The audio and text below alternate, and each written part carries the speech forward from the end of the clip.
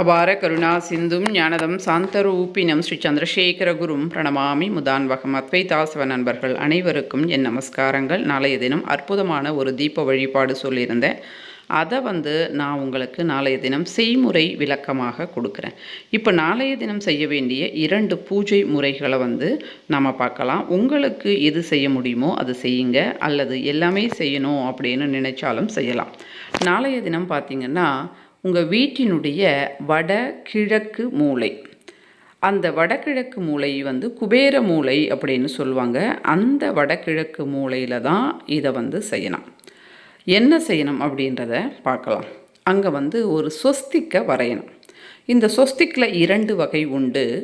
சுப சொஸ்திக் அப்படின்னு சொல்லப்படுகின்ற சவ்ய சொஸ்திக் அப்படின்னு சொல்லுவாங்க. இதை நீங்கள் வீடியோவில் பார்க்குற மாதிரி தான் வரையணும். நார்த் ஈஸ்ட் கார்னர் குபேர மூலை வட கிழக்கு பகுதி அப்படின்னு சொல்லுவாங்க.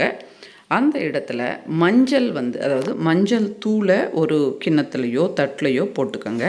அதில் பன்னீர் அல்லது தண்ணீர் போட்டு குழைச்சிக்கோங்க. குழைச்சிட்டு அந்த வடகிழக்கு பகுதியில் சுவர் இருக்கும். அது வடக்கு புற சுவரோ அல்லது கிழக்கு புற சுவரோ எப்படியாக இருந்தாலும் பரவாயில்ல, அந்த மூலையில் அந்த சுவரில் வரைய முடியல அப்படின்னாலும் அங்கே நீங்கள் ஒரு தட்டு வச்சோ ஒரு மனை வச்சோ கூட நீங்கள் இந்த சொஸ்திக்கை வரைஞ்சிக்கோங்க. வரைஞ்சிட்டு அந்த சொஸ்திக்கிட்ட ஒரு தீபத்தை ஏற்றி வச்சுட்டு நமஸ்காரம் பண்ணிக்கோங்க. நாளைய தினம் இந்த ஒரு வழிபாட்டை செய்வதன் மூலமாக குபேர அனுகிரகம், மகாலட்சுமி அனுகிரகம் கிடைக்கும். அதை மறுநாள் நீங்கள் சுவரில் வரைஞ்சிருந்தீங்க அப்படின்னா அதை அப்படியே கூட விட்டுடலாம்.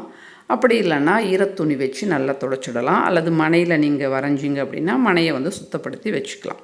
நாளைய தினம் பஞ்சமி. இந்த பஞ்சமி அப்படின்றது நாளைய தினம் காரடையான் நோன்போடு சேர்ந்து வந்திருக்கு. வாராகி அன்னையை வழிபாடு செய்வதற்கு ஒரு அற்புதமான நாள்.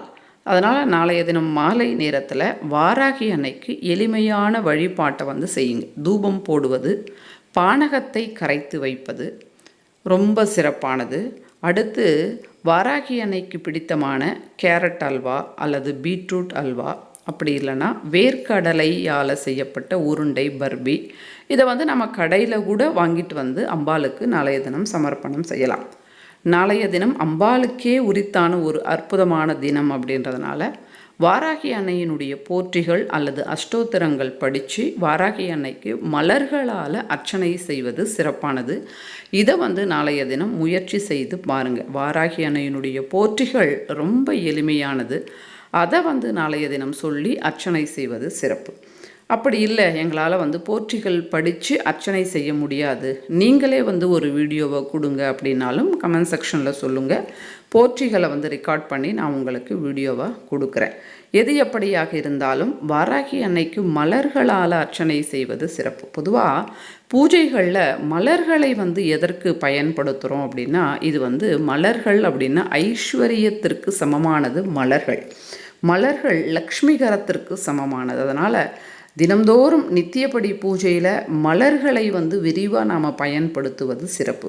தெய்வங்களுக்கு மலர்களை தினம்தோறும் வைத்து ஒரு தீபத்தை ஏற்றி தூபத்தை போட்டு, அதாவது ஊதுவத்தியை போட்டுட்டு நைவேத்தியத்தை வைத்து பஞ்சபாத்திரத்தில் தண்ணீரை மாற்றி நமஸ்காரம் செய்தாலே அந்த வீட்டில் அவ்வளவு சௌக்கியம் உண்டாகும். அதனால் மலர்களால் நாளைய தினம் அர்ச்சனை எல்லாருமே செய்யுங்க. பிரத்யேகமாக அதற்காகத்தான் இந்த வீடியோ. எந்த மலர்களாக இருந்தாலும் பரவாயில்ல. இந்த காலத்தில் நமக்கு கிடைக்கக்கூடியது மல்லிகை மலர்கள். அதால் அம்பாளுக்கு அர்ச்சனை செய்து உங்கள் கோரிக்கைகளை சொல்லுங்கள். கண்டிப்பாக அம்பாள் அந்த கோரிக்கைகளை தீர்த்து வைப்பாங்க. அதில் சந்தேகம் கிடையாது. ஏன்னா அம்பாளுக்கே உரித்தான நாள். அம்பாளினுடைய சக்தி இயற்கையில் அதிகப்படியாக இருக்கும். நாளைய தினம் அந்த சக்தியை நாம் பெற்றுக்கொள்வது எப்படி அப்படின்னா, அம்பாளினுடைய ஆராதனை மூலமாகத்தான் நாம் அதை ஈர்த்து கொள்ள முடியும். ஃபார் எக்ஸாம்பிள், இப்போ நாம் ஃபோன் வச்சுட்ருக்குறோம் அப்படின்னா அதில் ஒய்ஃபை கனெக்ட் பண்ணுறதோ அப்படி இல்லைன்னா மொபைல் டேட்டா அதற்கு உண்டான காசை போட்டு ரீசார்ஜ் பண்ணுறது, இந்த மாதிரி நம்ம செய்வதன் மூலமாகத்தான் நமக்கு நெட்டு வந்து கிடைக்கும். அந்த மாதிரி தான் அம்பாளியினுடைய சக்தி வந்து இந்த பிரபஞ்சத்தில் நாளைய தினம் அதிகப்படியாக வந்து பிரதிபலிக்கும். அதை நாம் வந்து எப்படி பெற்றுக்கொள்வது, எப்படி ரிசீவர் மூலமாக எப்படி பெற்றுக்கொள்வது அப்படின்னா, அம்பாளியினுடைய ஆராதனை எந்த வீட்டில் நடக்கிறதோ அந்த வீட்டில் அம்பாளியினுடைய சக்தி வந்து பிரவேசிக்கும். அப்போது அம்பாளுக்கு வந்து நாம் இந்த மாதிரி மலர்களால் பூஜை செய்யும்போது ஐஸ்வர்யம் அப்படின்றது வந்து மேலோங்கும்.